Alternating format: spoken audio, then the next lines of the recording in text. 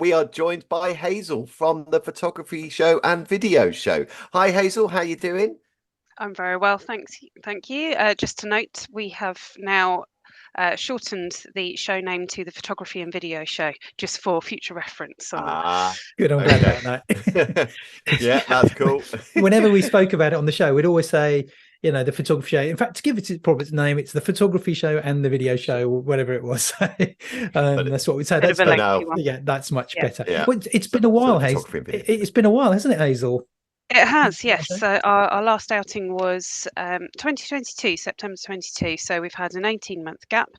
We've had a bit of a time to um, step back and have a look at the all-round experience for our exhibitors and our visitors, and we're really excited to be back in March. Apart from anything else, we all now get a summer holiday back. The resounding feedback from the industry is that the March dates are preferred than the September dates. It's much better for, certainly for the pros and their kind of seasonality and investment. So we're really excited to be back in March.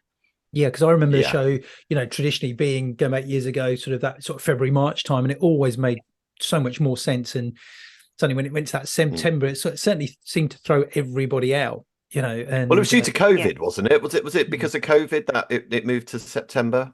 That was the kind of starting point, Yeah. the gift that keeps on giving, unfortunately. Um, Yes. but yes, we've now been able to normalise, shall we say, and Yeah. so, And how to say, has it felt weird having those 18 months in between a show? not. I think because of the COVID disruption, the answer Mm, to that is no, not really. We've been engaging with mm. the audience. We've run webinars. We've launched our own podcast as well with David McClelland, who Yeah. presents for us on site as well. So we've kind of kept that that continuous contact with our audience, and as I say, it's given us a bit of time to have just step back and take things into account. When you're on an annual cycle for a show like this, it can be really it sounds like a year's a long time, but it's really not, and you just keep going and going. Yeah. Whereas this time round, we've been able to have a think about. I know we're going to talk about the higher profile speakers in the super stage and what we're doing with that. Mm, So just had a chance to rethink and reformat. I think one of the things about, for me, having it, in the early part of the year, it inspires you for the rest of, for the year. I always felt in September it was like, we were so busy after a busy year anyway, and we still had 2 or 3 months of the year left. And then you go into that natural break of Christmas and New Year, then you got to gear up again. But right now, this is the period where we're all that the first 3 months for so many photographers and videographers, we're in that period of planning for the new year, looking for new ideas, new products. So it times well. So yeah, definitely a thumbs up for us, with it now being in March. So what is new for this year? What can visitors expect this year? Well, this year we've decided to not to do the super stage in its traditional format. So we are okay. still bringing in the high profile speakers, the speakers that everybody knows and loves, but they will be running their talks and presentations across the stages on the show floor. So we Okay. won't Cool. have a kind of a gated theatre, as it were. It's part of our objective to make the show more inclusive, more welcoming, and generally accessible to all. So Mm, so that's a format change. We will have the behind the lens theatre as usual this year, because that's always a really popular one, and the editing and post yeah. production theatre as well. Um, we will have the in motion studio, which will be specific to video, but we will be running video led sessions across most of the other stages and theatres as well, just because it's previously we would have separated that content, but now it's so integrated into what we all do, and it's part and Mm, parcel of the imaging creation and content creation world. And then mm, we will have the photo studio, which will be what was Photo Live, same basis, different name, and yeah. a stage this year called Shoot to Inspire, which again will be a combination of video and photo, and with live demos and various other things going on. We've also got the creator stage this year, so that was new last year. We will be running the creator playground alongside that, so I don't know whether you guys got to visit that last year, but we'll be expanding on that element of fun and kind of interactivity. This year it'll be a bit more of a journey through a through a different world kind of take. So and we've got other interactive sets. There's so much on that I can't get it out of my mouth in a straightforward speech, I'm afraid. No, that's fine. That's fine. I mean, there's lots to go. I mean, obviously, for listeners who are wanting to know a bit more detail, go to the website because it is all on there, and we'll obviously share those links with this episode. But I think that's great news what you've done with the super stage. Because I think it's absolutely right, really. You are including everyone. Anyone can see anyone now, which is really cool. And I'm guessing it's great for the speakers as well, because they'll naturally get bigger audiences too. Getting their message out and things like that, which I think could be really, really nice. I think it's great because I remember going back to the show. I'm going back sort of several years now, and it was always very much treated the way I always saw it as an event where it was about going out to buy products, equipment. That's really what it was. What deals could you get? And that all still goes on. We'll talk a little bit about that. But it's now become about education and learning.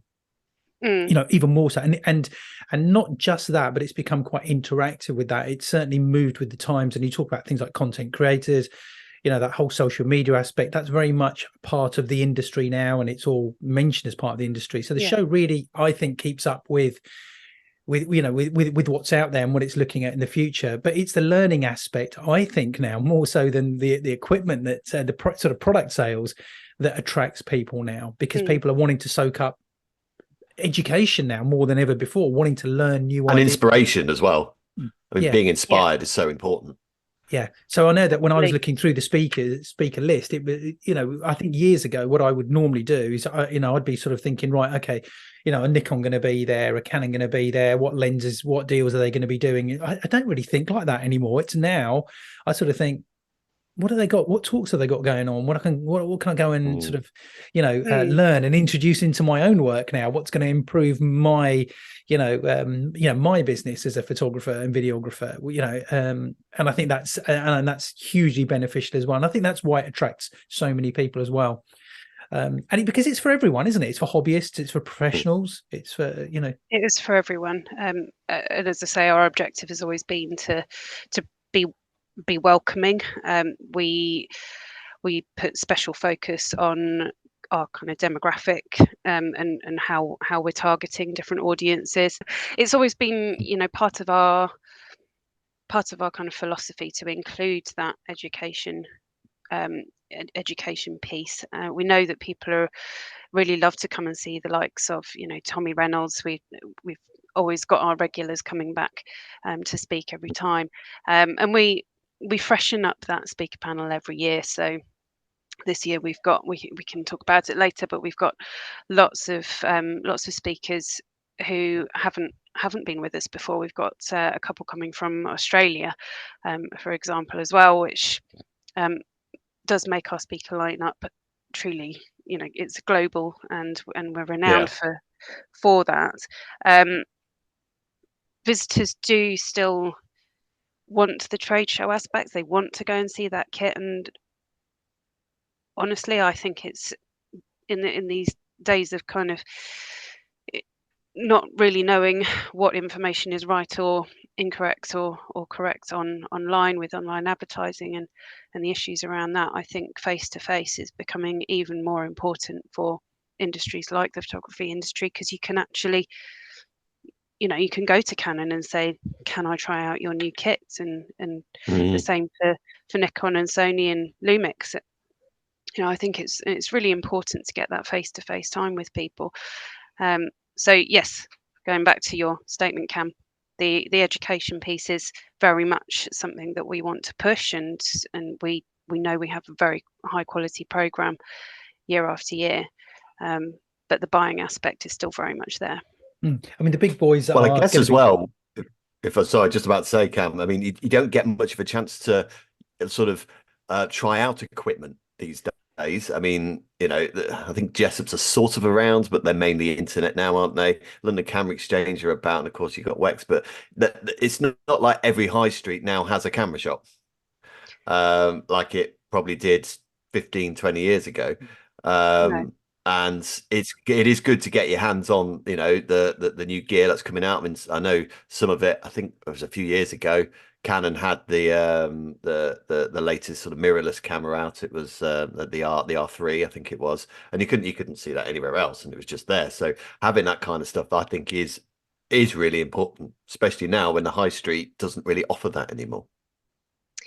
Yes, absolutely, and I'm appalled to say cliche phrases like under one roof, but it really is that. It's you can go and get your camera, you can go and get your accessories, you can go and talk to people about insurance and all the rest of it. So you can pretty much, if you wanted to set up your own business in 4 days, you've got the function to be able to do that at the show. Yeah, absolutely. Yeah. Any competitions this year at all? Is there anything going on competition wise?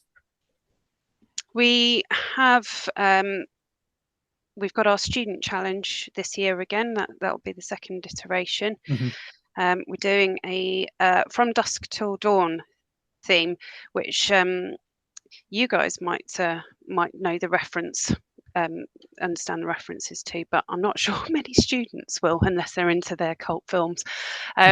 Yeah, it's a bit of an old film, that, isn't it? But it is a bit of an old film, but I think it gives the theme itself gives it. It's quite ambiguous, so you can do with it what you want. I think it's great. We very much focus on the emerging talent. I think it's incredibly difficult for younger people generally to just get their faces out there with everything going on as it is. So yeah, we will be pushing that, and Canon have put forward a prize for that as well, which is fab. We're also running a Star Creator competition, and again, that's with the aim of spotlighting emerging talent, and there will be news to follow on that one. Good stuff. Brilliant. Oh, that's cool. It takes place at the NEC as usual, which is a perfect venue for it. It's not in London, which is great, which makes it so much easier. And tickets, they're available on the photography show website, aren't they, Hazel? Is that the best way that people? Absolutely. Photographyshow.com. Amateurs or enthusiasts, as we call them, can buy them on the website. If you are a professional photographer or you trade representative within the imaging industry, you can apply for free entry. It does go through a verification process because we're just pretty stringent about the criteria around that free entry, but the option is there. And then there was some there's some paid talks as well, which people have got the option of sorting the out. masterclasses. I think they the were masterclasses. Do they have to pre-book those, or is there the opportunity to be at the event and say, look, I'd really like to attend that, but I didn't book it? Can they do that at the actual show? They can. Obviously, it's subject to availability. So we run beginners masterclasses in both photo and video. Those are both always very popular. Turning pro, so that's for mostly photography based, but that's for those of you out there who want to look at ditching your current career and moving, into sole income from a photography perspective. And the Pro Forum as well, which is the business updates. There'll of course be quite a lot of information and review of the AI situation at the moment. So that'll form part of the business forum. The other thing that we're doing this year, and Photography Bar is first to know this publicly, is that we're running some smaller workshops with. We've got Kelly Brown running one. We've got Furry Yavari, so that's our two Aussies, and Julianne Cost, who's principal evangelist for Adobe as well. Those will all be bookable in advance. They cost a minimal fee. Yes, you can turn up on the day and see if there's any spaces left, but I'd always say book in advance. Yeah, brilliant. Yeah, I was just about to say, I think generally the message there, if there's someone you really want to see on the day, get it booked up before you turn up, because I think chances are a lot of these things will be fully booked on the day. Yeah, particularly because we've been without the show for quite a while now as well. So yeah, and the uptake is going to be people will be flocking to them. It's going to be big. That's right. Yeah, great. Hazel, thank you very much for joining us. We're going to be featuring the show now over the next few weeks leading up to the show. And we're going to be speaking to some of the guests, some of the speakers that will be there as well. So we're going to certainly it's going to be a big part of our show over the next few weeks leading up to March. So thank you again for joining us, Hazel. Mark and I we're gonna dip in for a drink before we move on. Thanks, Hazel. Thank you.